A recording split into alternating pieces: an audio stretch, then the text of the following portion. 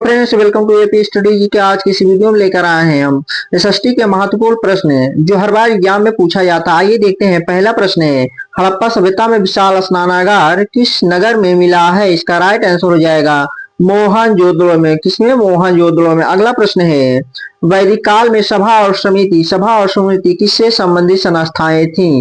राजनीतिक संस्थाएं थी। इसका सही ऑप्शन हो जाएगा बी। अगला प्रश्न है, गौतम बुद्ध ने अपना प्रथम उपदेश कहाँ दिया था? सारनाथ में। इसका सही ऑप्शन हो जाएगा सी। अगला प्रश्न है, महावीर स्वामी जैन धर्म के चौथे तीर्थंकर थे? 24वें तीर्थंकर थे। इसका राइट ऑप्शन हो जाएगा डी।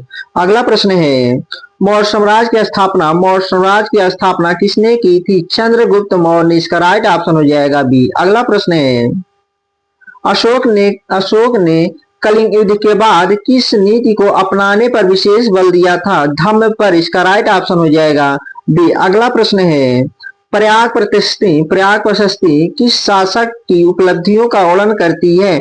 समुद्रगुप्त का। इसका राइट ऑप्शन हो जाएगा बी। अगला प्रश्न है, गुप्त काल में भारत आने वाला चीनी यात्री कौन था? फयान। इसका राइट ऑप्शन हो जाएगा ए। अगला प्रश्न है, दिल्ली सल्तनत में कुतुबुद्दीन ऐबक किस वंश का संस्थापक था? गुलाम वंश का। इसका राइट ऑप्शन हो जाएगा सी। अगला प्रश्न है, बाजार नियंत्रण व्यवस्था के लिए कौन सा शासक पद्धति प्रसिद्ध है? अलाउद्दीन खिलजी। इसका राइट ऑप्शन हो जाएगा बी। अगला प्रश्न है, विजयनगर साम्राज्य की राजधानी कहाँ थी? हम्पी थी। इसका राइट ऑप्शन हो जाएगा ए। अगला प्रश्न है, मुगल साम्राज्य की स्थापना भारत में किसने की थी? बाबर ने। इसका राइट ऑप्शन हो जाएगा सी। अगला प्रश्न है, अकबर की धार्मिक नीति का प्रमुख आधार क्या था? सभी धर्मों के प्रति सहिष्णुता।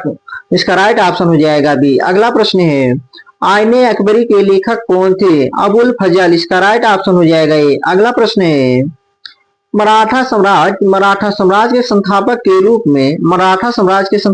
रूप में किसे जाना जाता है? शिवाजी को। इसका राइट ऑप्शन हो जाएगा बी। अगला प्रश्न है, प्लासी युद्ध किस वर्ष हुआ था?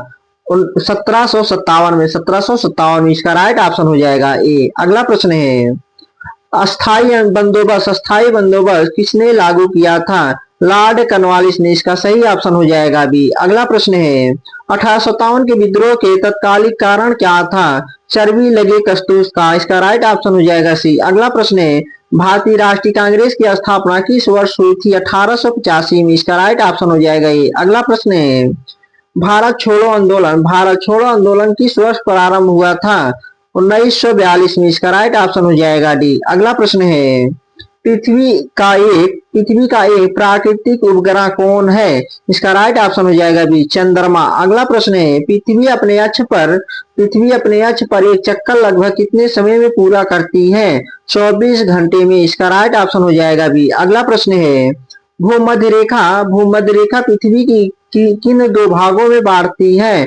इसका राइट आंसर हो जाएगा उत्तरी और दक्षिणी दो भागों में बांटती है। इसका राइट आंसर हो जाएगा बी। अगला प्रश्न है, भारत में वर्षा लाने वाली प्रमुख पौने कौन सी हैं? इसका राइट ऑप्शन हो जाएगा मानसूनी पौने। अगला प्रश्न है, भारत की सबसे लंबी नदी कौन सी है? गंगा नदी। इसका राइट ऑप्शन हो जाएगा सी। अगला प्रश्न है, काली मिट्टी किस फसल के लिए विशेष रूप से उपयुक्त है? कपास के लिए। इसका राइट ऑप्शन हो जाएगा ए। अगला प्रश्न है, भारत में चाय के लिए कौन सा राज्य प्रसिद्ध है? असम। इसका राइट ऑप्शन हो जाएगा ए। अगला प्रश्न है, सुंदरवन किस प्रकार की वनस्पति के लिए प्रसिद्ध है? मैंग्रोव वन के लिए। इसका राइट ऑप्शन हो जाएगा बी। अगला प्रश्न है, लौह अयस्क किस प्रकार का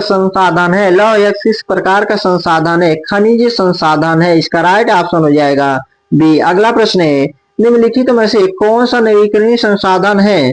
सौर ऊर्जा। इसका राइट ऑप्शन हो जाएगा सी। अगला प्रश्न है, जनसंख्या घनत्व ज्ञात करने के लिए किसका प्रयोग किया जाता है? जनसंख्या भागे क्षेत्रफल का। इसका राइट आंसर हो जाएगा बी। अगला प्रश्न है, भारत का सबसे अधिक वर्षा वाला क्षेत्र किस प्रकार की जलवायु से प्रभावित है? भारत का सबसे अधिक वर्षा वाला क्षेत्र किस प्रकार की जलवायु से प्रभावित है? मानसूनी जलवायु से। इसका राइट ऑप्शन हो जाएगा ये। अगला प्रश्न है, ज्वार भाटा मुख्यतः किसके गुरुत्वाकर्षण के कारण प्रभावित होता है? ज्वार भाटा चंद्रमा के गुरुत्वाकर्षण के कारण होता है। इसका राइट ऑप्शन हो जाएगा बी। अगला प्रश्न है, पर्वतों से निकलने वाली नदियां सामान्यतः किस प्रकार की होती हैं?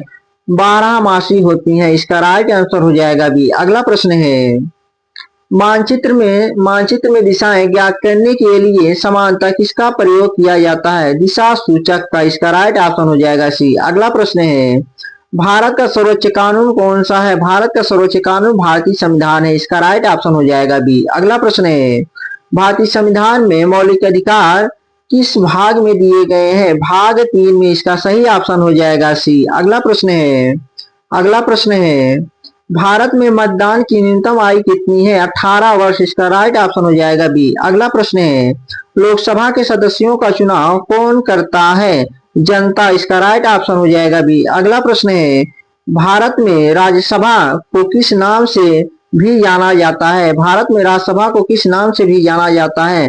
राज्यों की परिषद के नाम से। राज्यों की परिषद के नाम से। इसका राइट ऑप्शन हो जाएगा ये। अगला प्रश्न है, भारत का संवैधानिक प्रमुख कौन होता है?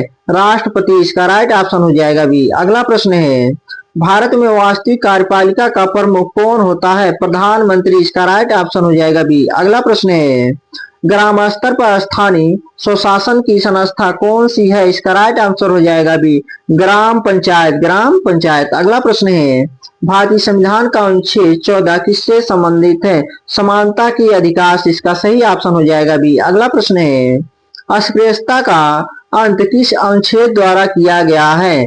अनुच्छेद 17 द्वारा। इसका सही ऑप्शन हो जाएगा सी। अगला प्रश्न है, भारत में कानून बनाने का प्रमुख कार्य किस संस्था का है?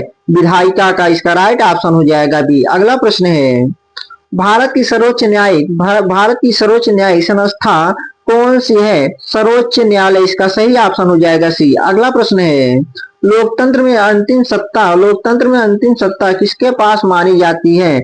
जनता के पास। इसका राइट ऑप्शन हो जाएगा बी। अगला प्रश्न है, नगर क्षेत्र में स्थानीय शासन की संस्था कौन सी है? नगर निगम। इसका राइट ऑप्शन हो जाएगा बी। अगला प्रश्न है, भारत को धर्मनिरपेक्ष राज्य कहने का अर्थ क्या है? भारत को धर्मनिरपेक्ष राज्य कहने का अर्थ क्या है? सभी धर्मों के प्रति सम्मान दृष्टिकोण रखना। इसका राइट ऑप्शन हो जाएगा बी। अगला प्रश्न है, सामाजिक अध्ययन के शिक्षण का प्रमुख उद्देश्य क्या होना चाहिए? विद्यार्थियों में सामाजिक समझ विकसित करना चाहिए। इसका राइट ऑप्शन हो जाएगा बी। अगला प्रश्न है, इतिहास पढ़ाते समय शिक्षक को किसे अधिक महत्व देना चाहिए? घटनाओं के कारण और परिणाम समझाने को। इसका राइट ऑप्शन हो जाएगा बी। अगला प्रश्न है, भूगोल के शिक्षण में मानचित्र का प्रयोग क्यों उपयोगी है? स्थानीय समझ विकसित करने के लिए। इसका सही उत्तर हो जाएगा बी। अगला प्रश्न है, सामाजिक अध्ययन की कक्षा में समाज चर्चा पद्धति का सबसे महत्वपूर्ण लाभ क्या है? विचारों का आदान प्रदान होता है। इसका सही ऑप्शन हो जाएगा बी। अगला प्रश्न है, यदि किसी विद्यार्थी का उत्तर गलत हो तो शिक्षक को क्या करना चाहिए? उसके उत्तर का कारण समझकर सही दिशा में मार्गदर्शन करना चाहिए। इसका सही उत्तर हो जाएगा सी। अगला प्रश्न है, सामाजिक अध्ययन में परियोजना कार्य का प्रमुख उद्देश्य क्या है? विद्यार्थियों को खोज एवं अनुभव के माध्यम से सीखने का अवसर देना। इसका सही उत्तर हो जाएगा बी। अगला प्रश्न है, सामाजिक अध्ययन में स्थानीय परिवेश का प्रयोग क्यों किया जाना चाहिए? विषय को जीवन से जोड़ने के लिए। इसका सही उत्तर हो जाएगा ए। अगला प्रश्न है, एक शिक्षक कक्षा में विभिन्न मतों पर चर्चा करवाता है। यह किस प्रकार के अधिगम को बढ़ावा देता है? आलोचनात्मक चिंतन को बढ़ावा देता है। इसका सही उत्तर हो जाएगा बी। अगला प्रश्न है, सामाजिक अध्ययन के मूल्यांकन में केवल लिखित परीक्षा पर निर्भर रहने की मुख्य कमी क्या है? सभी विद्यार्थियों की सभी क्षमताओं का आकलन नहीं हो पाता है। इसका राइट ऑप्शन हो जाएगा बी। अगला प्रश्न है, सामाजिक अध्ययन की कक्षा में शिक्षक की सबसे उपयुक्त भूमिका क्या होनी चाहिए? सीखने में मार्गदर्शक और